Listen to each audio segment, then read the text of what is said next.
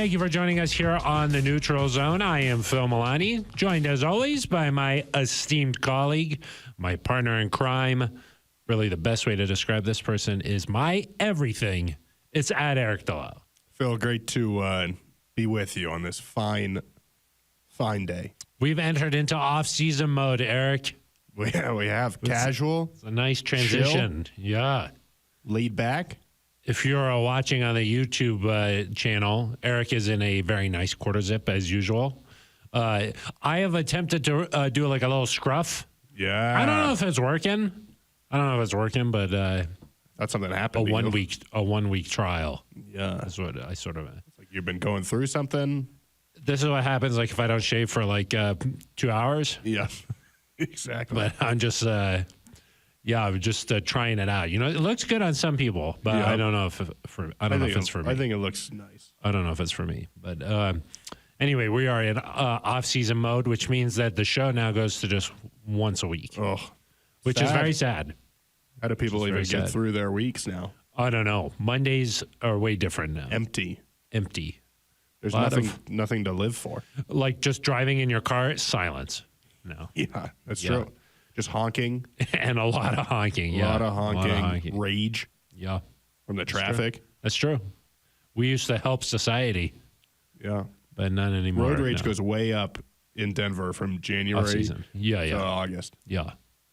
By end of the week, very smooth. Very good. I don't know. It's just the data. There's some data points there. So anyway, with this, though, comes a lot of anticipation, a lot of speculation, Aric, a lot of chance to dive into areas the Broncos could focus on this offseason. And, that is also kind of fun, though. Of course, the Pro Bowl, Super Bowl coming up in a couple of weeks. But then after that, you sort of turn your attention to the combine, start getting ready for free agency, the draft. So there's still, I guess there's a schedule, too. Mm-hmm. There's just like a lot of stuff in the offseason. They do a nice job to be able to talk about. So not all is lost. Not all is lost, Phil. But I think there's plenty of time, is what you're saying in some ways, for us to get into specifics of which free agents should the Broncos target or nitty gritty. Yeah, exactly. Who should the Broncos take with the 12th pick? Which free agents are back? Which free agents are moving on? All those sorts of things. But that's not what today is about. No, as you enter the offseason, I think it's a big picture question. Yes. How does this team get better? What do you do? How does this team improve? And that's what we're going to look at. And, I think the tone was set last week during the end of season press conferences. That was last week? That was last week. Seems like months ago. It seems like a long time ago. But I think that the tone was, we fell short of our goals. I was clean shaven then. Like a baby's face. Right before the podcast that day. Yeah. Yeah, just right outside the studio door here is where I usually... A straight edge razor. And by the end of the show... There's a little barber pole out there? Yeah, exactly. Yeah. The candy cane type of... Exactly. Yeah, exactly. But I think the tone was set, Aric, that it was like, hey, we fell short of our goals. There's a lot of work to be done. This is going to be a busy offseason for the Broncos. And I think when you take a look at the team overall, Aric, there's a lot of uncertainty all across the board. And so you could really, it's like a nice ball of clay. And you could really mold it into what you want. And, I think that can be a little bit nerve-wracking, but at the same time, there's also an opportunity there to improve. And so that can be exciting. Yeah, there's a lot of different ways this team can go this offseason. Obviously, some big choices ahead, Phil. And I think just the way the tone was set in terms of the Broncos are not going to be big spenders in free agency this year. Not something you're able to do every year. I think naturally you look to the draft, and because the Broncos don't have a second-round pick currently, you really look at that first-round pick and you say, man, this is our chance. This is our guy. He's got to contribute. Opportunity to get an impact player. A dude. Bro. That's true. A bruh. And, I think there's a lot of discourse right now, Phil, about where the Broncos should take a guy. And, again, this big picture, we're not going to talk about specific names or specific players, but just which position what do you do? Should the Broncos target there? Because, Phil, I think you could look at this roster and, on the way over to the podcast studio, it's a short walk, obviously. Of course. There's five. Kind of live here. Right. You just kind of right outside the door. Yeah, exactly. Past the shaving area. Yeah. There's 5 or 6 positions, Phil, that I think you could look at and realistically say Broncos need to take a guy at this position. Yeah, like you would be like, that makes sense. And so I think it's worth just kind of talking through the pros and cons to those different spots. Yeah. Okay, so that's what we'll sort of get into on this episode. Before we dive into that, though, Aric, this is sort of an interactive type of thing. Oh. We're a man of we're a show. We're men of the people. There you go. And a show for the people. For the people. Yeah, exactly. Yeah, Phil, you can get in touch with us in many ways. You can leave an email at neutralzoneshow@gmail.com. You can leave a voicemail at 707-NEUTRAL. 707-NEUTRAL. That's the one. You can tweet at us directly on X, at Phil Milani with a PH, at Aric DiLalla with an A. Non-traditional. Those are non-traditional. They are.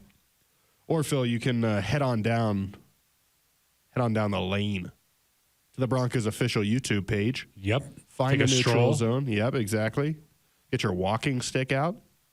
Head on down. You swing open the saloon doors to the Broncos official YouTube page. They kind of yeah. There's a little dust bunny that rolls by you. Yeah. You got your spurs on. Exactly. And you settle down on an old bar stool. You call over the old barkeep. That's why I got this scruff here so I can light a match. Right off the side. Exactly. Yeah. And then they'll say, "What do you have?" And you say, "I want the neutral zone." Oh, sorry. With the bourbon. Oh, yeah, I got it. Yeah, and then you hit the subscribe button. You scroll down to the comment section and you leave a comment, and we read them. Aric, talking right now. Yeah, sorry, right now. Talking about improving and making changes. A lot of comments last week about changing the hosts of this show. Oh, I never heard. A lot kind of hurt my feelings personally here, but there's a couple of nice ones that I thought maybe we could read. GGG15, another great pod, guys. Thank you very much. Dominic Cavazos, a longtime listener and commenter, friend of the show, said that his mom took him to the Thanksgiving Day game in 2005 when Ron Dane went crazy against the Cowboys. And he said that he shares this because she recently passed away suddenly. So, I thought that was a nice comment. I wanted to do a shout out to Dominic there. So. Yeah. Sorry for your loss, Dominic. That's a nice memory to have. Yes. So a nice shout out there to Dominic. And then a lot of comments about people who don't like us. Those are good ones. Except Jay Prez Bronk came to our defense. And that's why he's the Prez. Exactly, yeah. And, I think that people are just sort of anxious to see what the Broncos do this offseason. So. As are we, Phil. So those are our comments. Those are nice. Maybe some nice ones next week. Maybe. We'll see. I don't know. We'll see. Anyway, Aric, let's get into our topic of conversation here, and that's where the Broncos will go in the draft. A lot of uncertainty surrounding this team right now. Just thinking about, okay, what can they do? What kind of moves can they be made? There's a lot of different options that are on the table, but currently the Broncos sit at number 12 in the first round. It's the first time they're picking in the first round in quite some time. And so, I think that there's a great deal of anticipation here on what direction the Broncos will go in. And like we mentioned in the intro, there's really, when you look at this Broncos team, there's a lot of different directions, Aric, that this team can go in. But maybe we can go through a few positions and say, okay, would this make sense, or yes or no? And I guess the big one to talk about is quarterback. Yeah, I think obviously every conversation about the Broncos this offseason will begin and end with the quarterback position. We'll have to see kind of what happens with Russell Wilson moving forward. George Paton, Sean Payton both said that, still open to him returning. Greg Penner said anything that happens is going to be a football decision, not a financial-based decision. If the Broncos do move on, you've got to consider, I would think, a quarterback with that top pick. So the last time the Broncos selected a quarterback in the first round, obviously, was Paxton Lynch. Yeah. Selected Drew Lock, who I think was considered a kind of a first-round talent early in the second round in 2019. Have tried a lot of different options, from trading for quarterbacks, signing free agents. Obviously, Broncos have not found that guy since Peyton Manning retired, but that doesn't mean you can stop swinging. No, you got to keep trying. I think a guy like C.J. Stroud, there's numerous examples, but he's the most recent, is that if you hit on that guy, your fortune can change really quickly. Instantly. And, you might not do what C.J. Stroud did, which is take your team to the playoffs in the first year, but you can quickly see how when you find that guy, it changes everything. And that's why I think of all the positions, it's the most alluring, in that, hey, if the Broncos can hit on that guy, that's that's the number one issue or whatever you want to call it, figured out, and then you don't have to worry about that. I think that there's nothing more exciting as a fan than having a young quarterback on your team that's really, really good.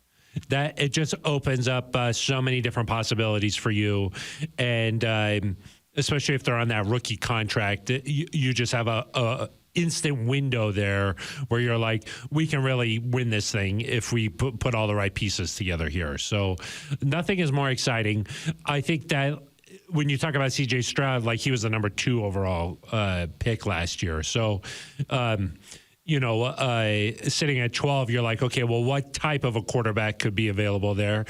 The good news for the Broncos, if that's the direction that they want to go in, is that there seems to be like 5 quarterbacks or so that might be, taken really early in this draft. So it's possible that if during the draft lead-up process that Sean Payton, George Payton, these guys are meeting with these guys, with the quarterback, doing a deep dive into these guys, that if you fall in love with one of these guys, you might have an opportunity to get them. Whether that's staying at 12 or, maybe moving up a little, we'll have to see how it shakes out, obviously. But the fact that there's like 5 guys there, maybe there's a chance at 12 you could find somebody that you really, really like. Yeah, and listen, Patrick Mahomes went at 10. Yeah. I believe Justin Herbert went at 7, if I'm not mistaken. Josh Allen. Lamar Jackson, obviously, went at 32. Yep.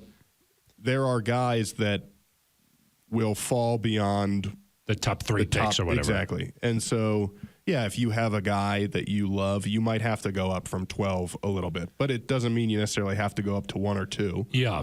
And again, every year there's a guy that you look at that Mahomes draft, the top couple of picks there did not end up being Mahomes. The quarterbacks that Patrick Mahomes is, I believe. That was a Trubisky draft, right? Yep. Deshaun Watson. Yep. So it's about having conviction in your guy and then being able to get that guy. And so what I will say is that when I look at possibly taking a quarterback, I think about, man, how exciting that would be to have a young guy. I do think in terms of, you talk about the benefit of having a low salary, the Broncos will get some of that, but of course, if they move on from Russell Wilson, then you're canceling some of that out. So it almost becomes a necessity to stay competitive at that position from a financial standpoint. And obviously, there's different ways. If you move on, you could deal with the cap hit, but you won't get quite the normal. You have to have that be sort of a cost-effective position, right? And you would get to the point where in year 3 or year 4, maybe you have that benefit of a quarterback, like a rookie-friendly deal now helping you, but it wouldn't be the same as if you weren't taking on some sort of cap hit. So that is worth. There's a little bit of a counterbalance there, I guess, for the Broncos. Exactly. Maybe averages out a little bit to more kind of an average salary for a quarterback.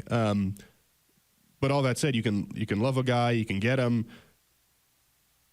I would say it's important for this team and any team really not to take one just for the sake of taking one. Yeah, you got to be really convinced that this is the guy. Because if you are at 12, right, and say 2 of the 5 guys or 3 of the 5 guys that are typically talked about in that conversation right now, which is Caleb Williams, Drake May, Jaden Daniels, Michael Penix, J.J. McCarthy. I'm not missing anybody, right? Or Bo Nix. Bo Nix kind of in that if you expand it to 6. Yeah, if you went to 6. Say you love 3 of those guys. If that guy's not there at 12 or you don't move up to get him, I don't think you can take one just to take one. Yeah. Because for as quickly as hitting on a first-round quarterback can improve things for you, if you miss on it, it's going to set you back. Yeah, and just this Broncos team needs talent in different spots. You know, there's like we'll get into here. There's like 5 different spots that you could go in and make an argument that said, yeah, that was a good way to use that pick. Right. So you can't just reach. But I will say, with the quarterback position, for whatever reason, there's guys that are going to shoot up the draft board, and all of a sudden, like for me at least, Eric, it seems like all college football season, Caleb Williams and Drake May were like the undisputed 1 and 2. And like people are saying Caleb Williams is like this generational talent, and like the comps are like Patrick Mahomes, and then for Drake May is like Andrew Luck. And you're talking about like the 2 best quarterbacks to come out over the last, 15 years. And so this was supposed to be like this generational type of draft. And then all of a sudden, like Jaden Daniels comes up and wins the Heisman. And then now you're like, oh, maybe Jaden Daniels is going to be like the second quarterback taken. Or like there's always like this kind of, like I remember that Baker Mayfield draft, similar situation where there was like all these great quarterbacks, Sam Darnold's coming out and everybody's like convinced. And then all of a sudden Baker Mayfield shoots up the boards and he's the guy. And so quarterbacks are always like fun and like interesting to like keep an eye on. And we'll have to see how all this stuff shakes out here. But it does feel like Caleb Williams, Drake May, and Jaden Daniels are going to be like really off the board early. So if the Broncos are like in love with one of those guys, they're going to have to move up. But then because those 3 are going to be taken early, maybe there's a guy like Penix who, just led Washington to the national championship game. Maybe that's a guy who, if the Broncos like fall in love with, he'll be available. Or, J.J. McCarthy, if he's a guy you think you can mold and really coach up and become the guy here. I just think that the fact that there's like a handful of these guys, that could be a good thing for the Broncos sitting at 12. Yeah, and I will say, even like the value of quarterbacks, like you're talking about, kind of gets inflated a bit because they're worth it. So I also think if Penix or McCarthy or Nix is your guy, and 12 might feel a little early to take a couple of those guys, I think you still probably got to do it. Yeah, because of the value. And what it could mean if you hit. But all that said, Phil, for all the benefits of taking a quarterback, this is not a team that is necessarily just needs a quarterback, right? Exactly. And so I think one of the things that could benefit the Broncos is if 4 guys come off the board in the top 10 quarterback-wise, or maybe even 5 guys before 12, you could have your pick of a lot of other positions. That too. Yeah. That could really help your roster. Yeah, most definitely. So, quarterback is going to be definitely a position that we pay attention to all throughout this process. Obviously, like medical reports on these guys have to be done at the combine. These guys like move into a house on the beach and they work with these specialists and they get their footwork modified to the NFL game. They get their mechanics altered slightly. Then they throw or they don't throw at the combine. And there's just all this stuff that they work with these gurus and they change things. And, you get them. One thing I will say is like, if you get a quarterback with Sean in the room and have him draw plays and go over things and, it's kind of like, a drill session and that guy impresses Sean, I would feel pretty confident, even though Sean has not had this track record of like drafting a first round quarterback and having them become like a huge talent. Like that opportunity's never like really been there for him. Yeah. It's not that he's done it poorly. He just hasn't had to do it. He's just not done it. Yeah. So like he doesn't have like this history of that. I would feel very comfortable being like, oh, if Sean thinks that this guy can handle it and he wants to take him at 12, I would be kind of excited about that. Yeah, no, I agree. I think that that's one of the benefits of having Sean as your head coach is that you trust his evaluation of this position. Yeah. So a lot to unpack with these quarterbacks, and we'll spend a lot of time doing that. But like you said, Eric, maybe some other guys start falling down the board if, say, sometimes it happens where like 5 quarterbacks get taken like in the top 10 or whatever. That means that some other really legitimate talent is falling. What other positions do you think that the Broncos could go in with that 12th pick? Yeah, I kind of go next toward the front 7, and I know edge and defensive line are 2 different positions, but I view them similarly in terms of the impact that this Broncos defense needs. This is a team, Phil, that, as you mentioned, hasn't had a first-round pick in a long time. The second-round picks have been late. And so on both sides of the ball, this team doesn't have maybe as much top-end talent as you need. And I think that's particularly true of the Broncos defense. I believe Pat Surtain is the only first-round pick on the defense. Yeah. You look at Justin Simmons, third-round pick, obviously, P.J. Locke. Opposite Josie Singleton, a lot of these DJ guys Jones, 6th round pick.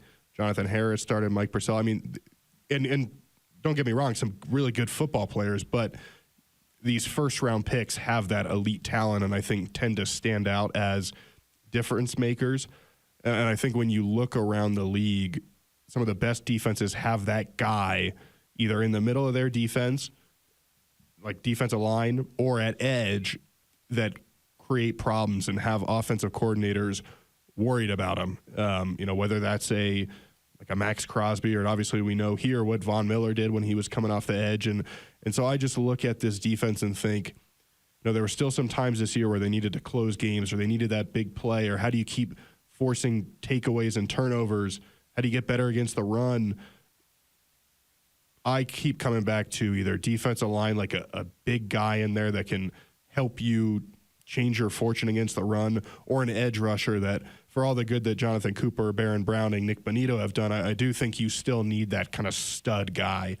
Yeah. And so those two, I know they're not the same position necessarily, but just the defensive front. The defensive front, to me, would be where I would go next if quarterback is not 100%. I agree, Eric, because I think that you mentioned like every week when the Broncos go up against one of these pass rushers, Sean Payton is asked about them. What do you do about Max Crosby? What do you do about Khalil Mack? What do you do about Myles Garrett? Every week when you face one of those guys, it's a focus. Hey, this is our Mack protection. Sean Payton was saying, we've got a thing that's named after Khalil Mack that's how we protect against these edge guys. These are the type of players that make impacts in games regardless of what's happening. They're going after the quarterback. They're making these game-changing plays. They're altering the outcome by making plays from the edge or, like you said, on the interior. And I think that,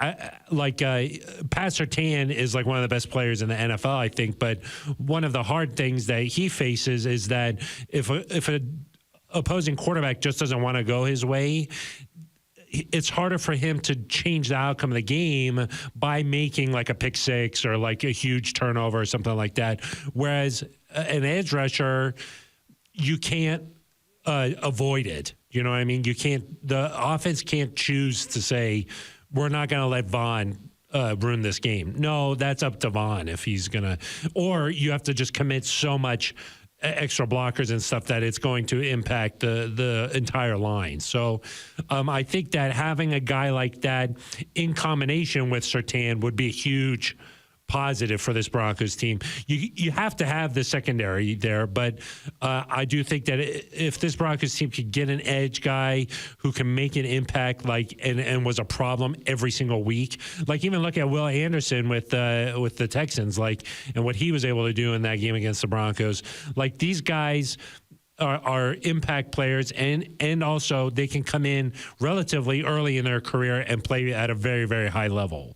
Yeah, what Vaughn had 11 and a half his rookie year. Yeah, right? I mean, these guys can just hit the league and take it by storm, So the learning curve is not quite as steep, and I think that you can just get a guy that, in conjunction with the secondary, you could start talking about a dangerous defense. Right. I think Bradley had maybe 12 his rookie year. Yeah, he came on pretty early. I mean, I think you're right with the edge there, and plus it helps Surtain. I think too many times this year we saw a quarterback just had too much time to throw. Yeah. And then it doesn't matter how good your corners are. If they've got to chase for 4 or 5 seconds, it's tough. And so can you find a guy who makes the quarterback get the ball out quick? Or is just, I think we see more and more the impact of interior pressure. If you have a guy rushing from the middle of the defensive line that can push the pocket back, force guys out, then that plays into, Nick Bonito, Jonathan Cooper, Baron Browning can get to the quarterback at that point. So it's not necessarily, especially defensive line. Edge rusher is a quote unquote kind of sexy position where a lot of flash plays.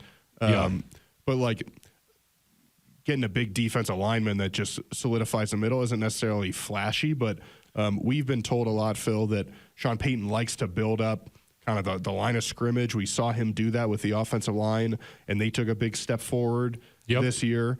Maybe we see him do that with the defensive line. Obviously, had Cam Jordan there for a long time in New Orleans, and the type of player he could be, Trey Hendrickson. So that to me stands out as just an area where at some point you got to fix it, right? Or maybe just supplement it, get it better. Just some of these guys are getting older. And to me, defensive line and edge is one of those positions where, you might be able to find a great running back in the 5th round or a great receiver later. The studs, to me, you tend to see edge rushers and defensive linemen, the great players, they go fast. Yeah. No, there's a lot of value taking a guy early in the 1st round at those positions. And let's face it, Eric, this Broncos defensive line, the stopping the run was not where it needed to be at times last year. Certainly capable at different stretches where they played very well, but that Miami game, it was just not good enough down the stretch in some of these games. The Raiders, the final game, defending the run has to be a priority for this Broncos. For the Broncos, the defense this offseason.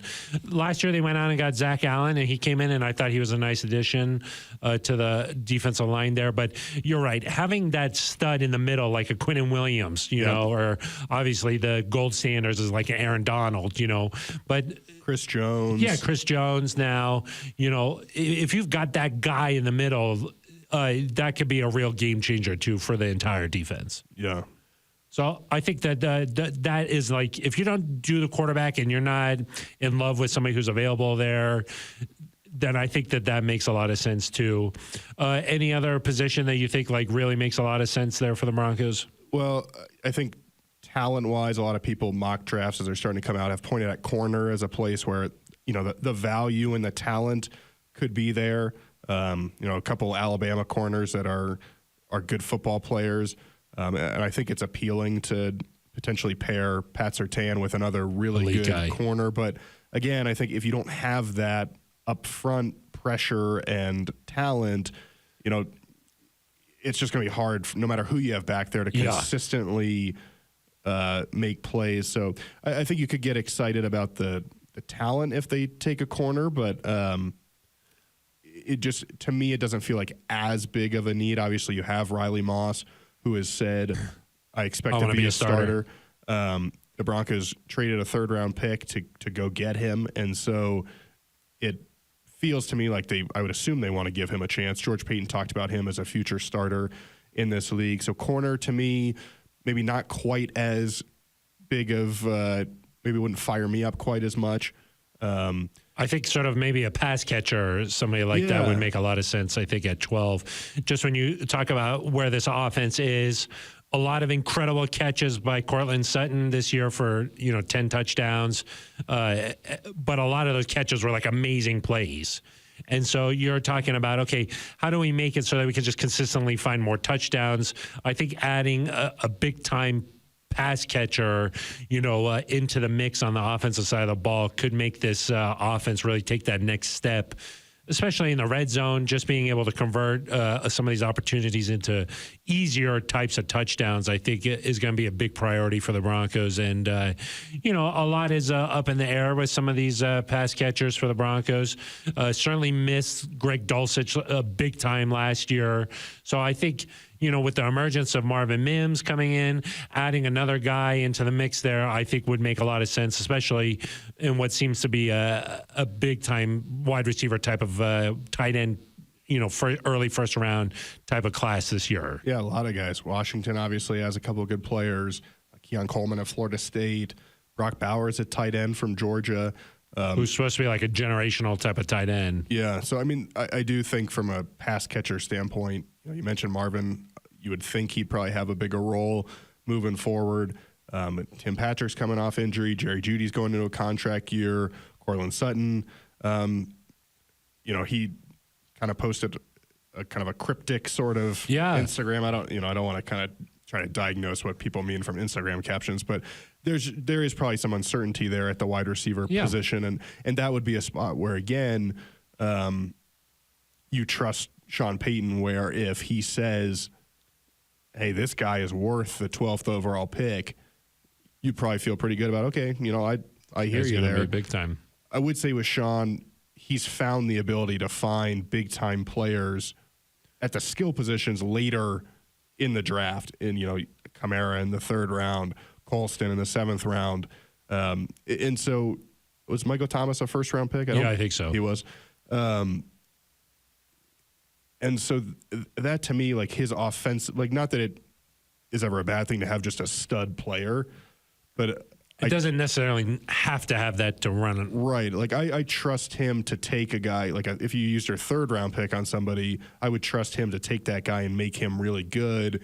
And then maybe like, can you not coach up the edge or the defensive lineman to the same ability where you just need at that position a physical specimen, right? Just the talent has to be there. Yeah. And we saw him do that last year. Like Brandon Johnson really emerged. L.J. Humphrey really emerged. Some of these guys with the proper coaching and placement in the scheme and everything worked out pretty well, But if you could find a guy who, like Marvin Mims, is open on the weekends, and you got a guy who's just flying down the field, all of a sudden maybe this Broncos offense that was sort of just in the middle of the pack last year, maybe if you're adding another touchdown per game, and you could really take that jump into a top 10 offense, which is where Sean Payton is accustomed to being.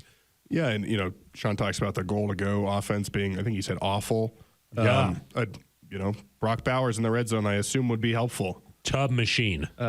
Or if, you need guys that scare opposing defenses. Yeah, exactly. And, I think if you're an opposing defense right now, you would look at Cortland Sutton and say, okay, he's a guy we have to cover in the red zone because he's going to make these crazy catches.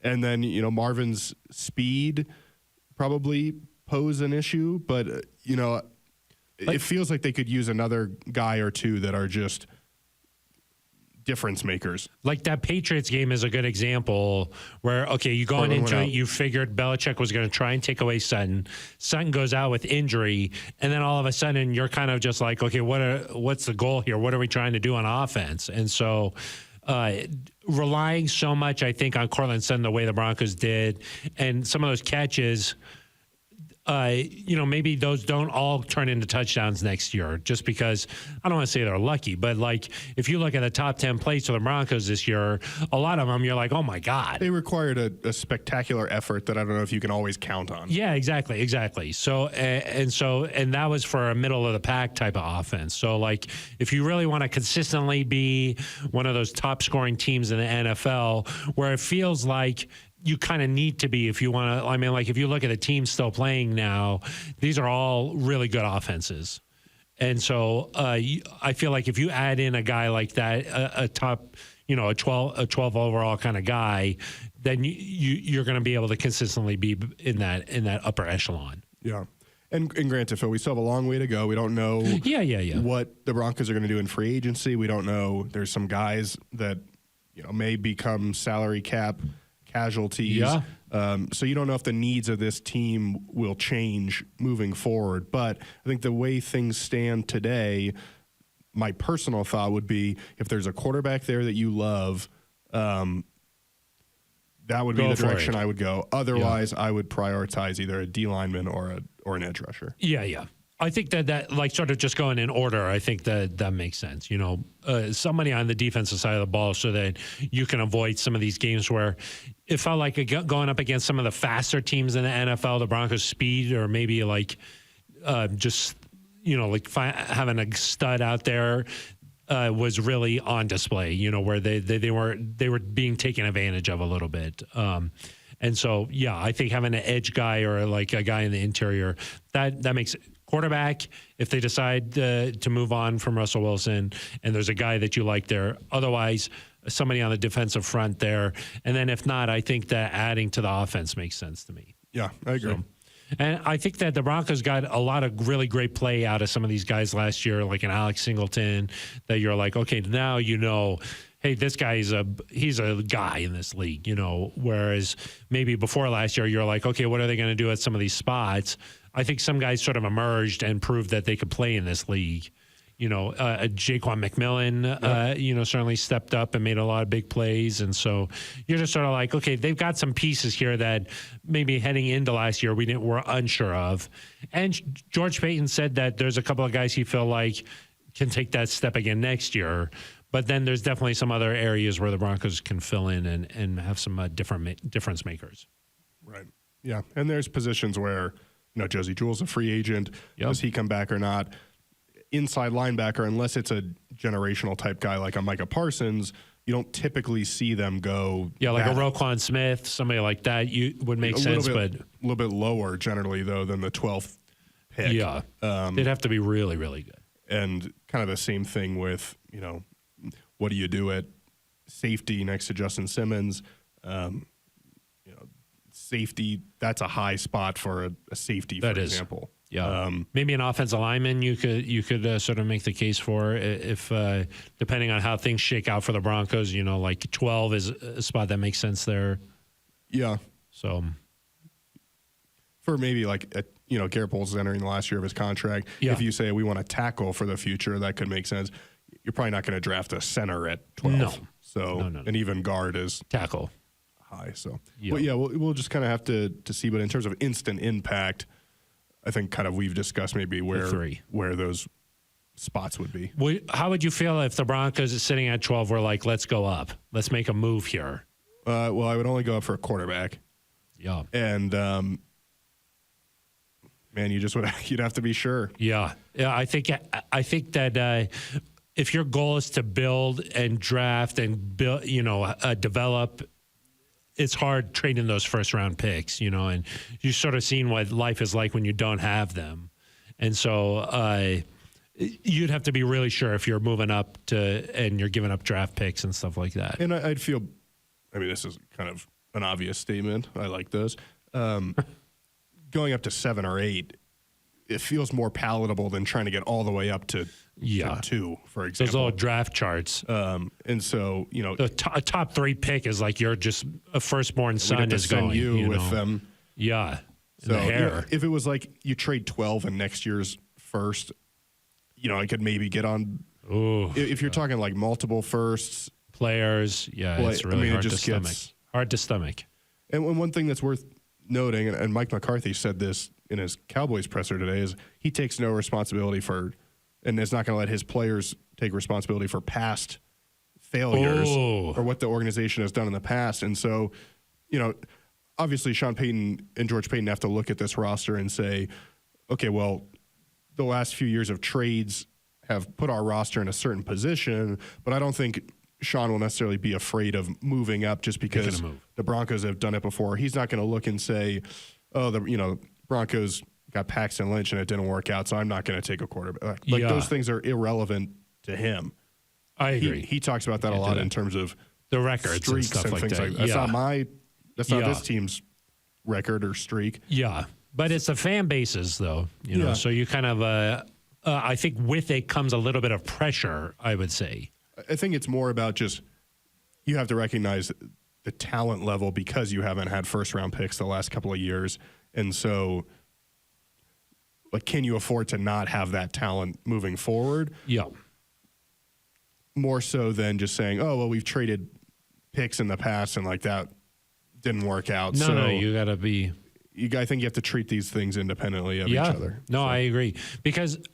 we've talked about this for years on this show. If you hit, nothing else really matters. Yeah. You know what I mean? So if you've made a move and you draft CJ Stroud and then you draft Will Anderson and those two guys turn out to be studs, it just doesn't matter. They traded their first round pick this year. Yeah. And it's going to be in the mid-20s. Yeah, exactly. So it just doesn't matter. If you're right and you trust what your convictions, it just doesn't matter. So, but if you miss and you end up having the first overall pick again, then you're facing some scrutiny there. So, or if you've perceived missed, I don't want to talk about Bryce Young that way, but you know what I mean. But they're facing a lot of pressure there, I guess is what I'm trying to say. And then you have the first overall pick again, then it becomes a big deal. So, and say in Dallas, that's not been Mike McCarthy's past there per se, but that does heading into those games, there's some pressure now.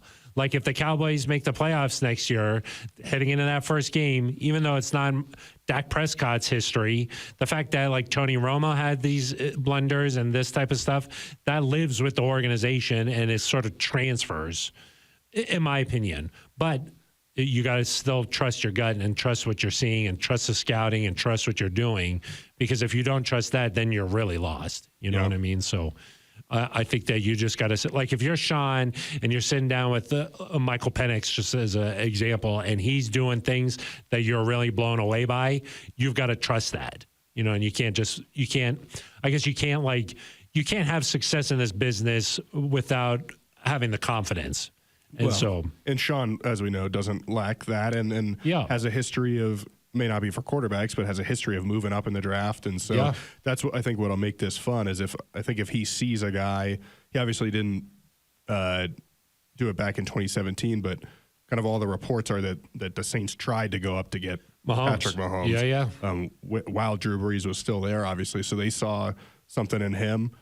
You hope that he's able to identify that and then kind of make it happen. Yeah. Right. And he's got a track record of a nice draft class. And I would certainly argue that Marvin Mims had a tremendous rookie season and made a big impact. So I think that his ability to evaluate talent and working with George and going through this whole process, I think I think you can rely upon the track record there just overall. Yeah.